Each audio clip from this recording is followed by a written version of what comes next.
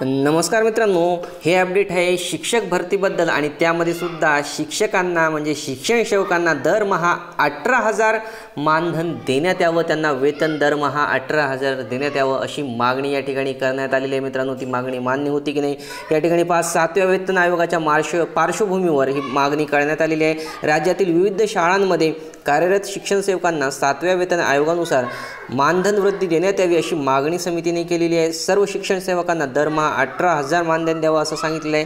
राज्य शासकीय स्थानिक स्वराज्य संस्था अनुदानित शाळा विद्यापीठांच्या कर्मचाऱ्यांना 7व्या वेतन आयोगानुसार वेतन श्रेणी दिली जाणार आहे।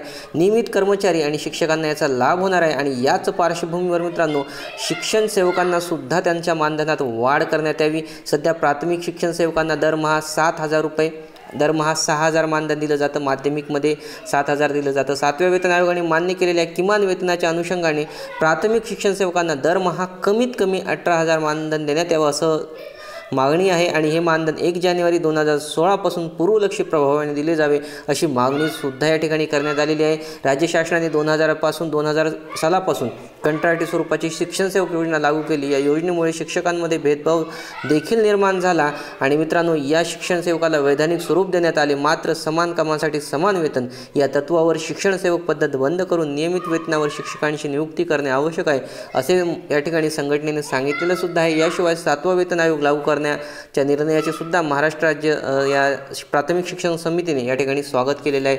तर पाहूत मित्रांनो 7व्या वेतन आयोगानुसार शिक्षण सेवकांना सुद्धा 18,000 मानधन लागू होतं का? आपली मतं कमेंट्समध्ये लिहा, व्हिडिओला लाईक व शेअर करायला विसरू नका आणि मित्रांनो अपडेटसाठी चॅनलला सबस्क्राईब करायला विसरू नका। बाय।